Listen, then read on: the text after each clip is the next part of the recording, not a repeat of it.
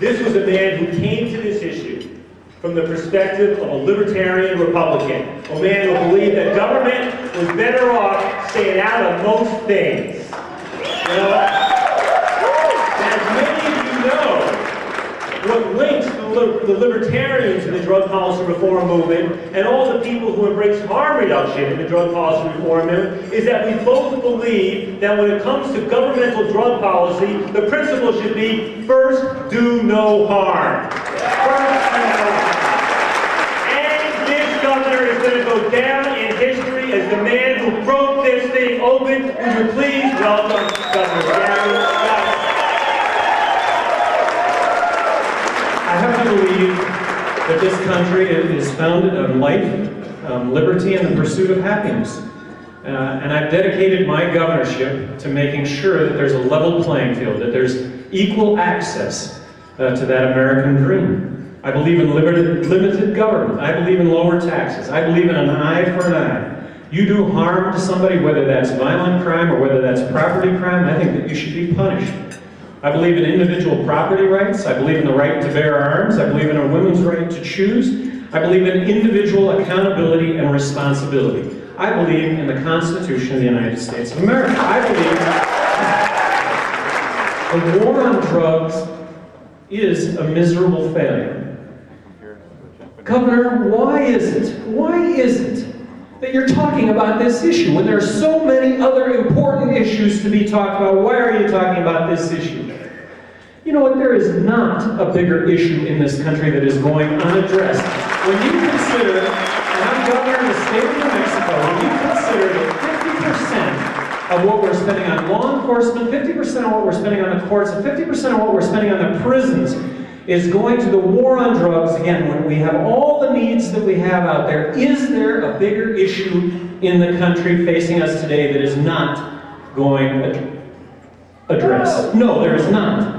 And of course, you're sending the wrong message, Governor. You ought to be ashamed. Anybody sending a positive message in this country when it comes to drugs? Anybody? Teachers? Politicians? Anyone? No one is sending a positive message when it comes to drugs, and yet 80 million Americans have done illegal drugs. 54% of the graduating class of the year 2000 will have done illegal drugs. What about kids, Governor? Wrong message. Shame on you when it comes to kids. Here's my message for kids.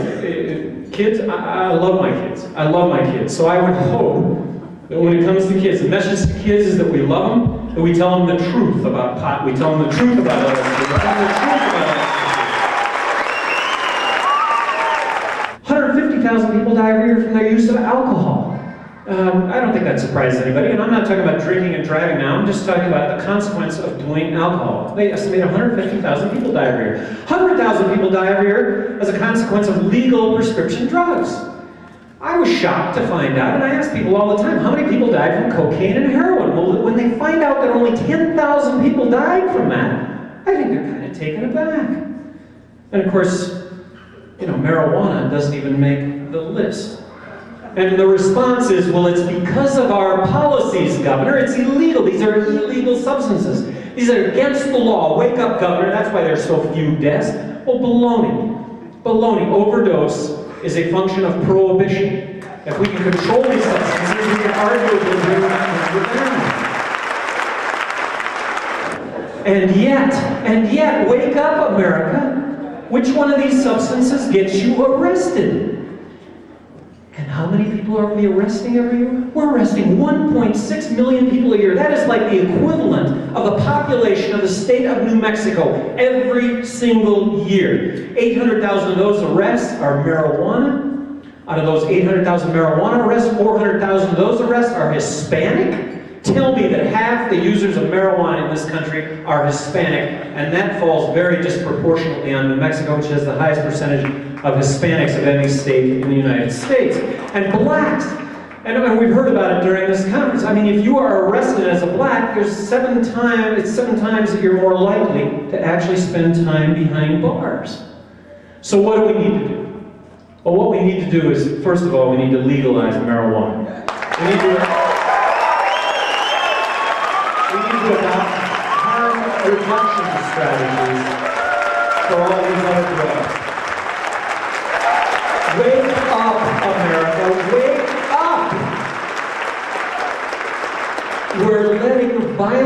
felons opt out of jail to make room for non-violent, drug-convicted individuals that need to go to prison because of mandatory sentencing. Get tough for doing drugs and doing harm. Get tough.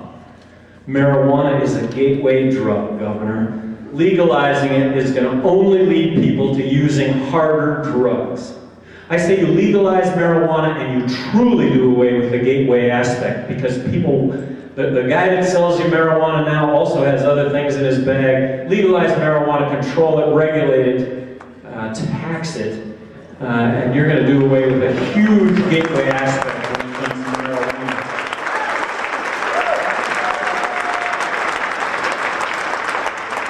You're brain dead, Governor. You're absolutely brain dead if you think that legalizing marijuana and these harm reduction strategies for all these other drugs isn't going to lead to increased use.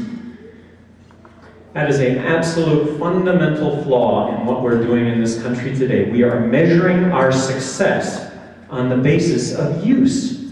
And just for a second here, all right? If tomorrow morning in the Albuquerque Journal, when you get up, and it says alcohol use up in the United States 3% over the last year, what would you think? Who cares? Alcohol use we recognize is cyclical, it's up and it's down, but what we care about is DWI up or down? Is domestic violence associated with alcohol? Is that up or down? Is property crime, violent crime associated with alcohol? Is that up or down? Why can't we apply that same criteria to drug use, to marijuana use? How many people believe that you, well, I ask this question all the time. How many people believe that you should go to jail for smoking pot, confines of your own home, doing no harm to anybody other than yourself? You know what? Nobody really raises their hand on that anymore, ever, anywhere.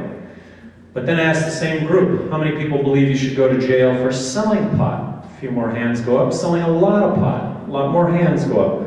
I think there is a real hypocrisy here. Why are users any less guilty than the sellers?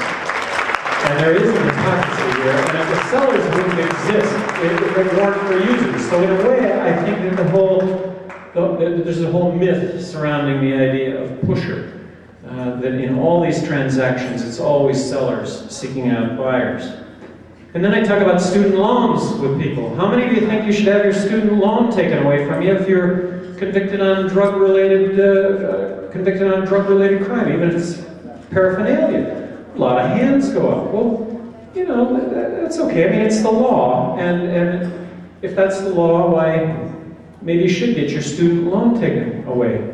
Would it make any difference, I asked those same people, would it make any difference if you found out that students who committed rape and murder or armed robbery or burglary still get their student loans?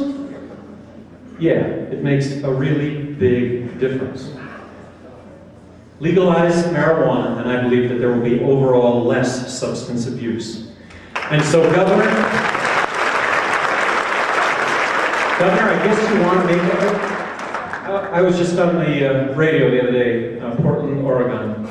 So, Governor, I guess you want to make the United States like Holland, with their skyrocketing crime rates and their skyrocketing drug use. That's what people believe. They believe that. Surprise! Wake up! Holland's experience. 60% of the drug use is that in the United States. That's marijuana and hard drugs, and that's kids and adults. They got 25% the crime rate, 10% the homicide rate, 10% the incarceration rate. Holland's experience would not suggest that there wasn't a better way. And I want to take this opportunity to thank each and every one of you for attending this conference, and I want to thank each and every one of you for your activism on what is the biggest civil rights issue in this country today, in this world today, and it's the biggest issue that will have the longest positive impact on the world. And I thank each and every one of you for being a part of it.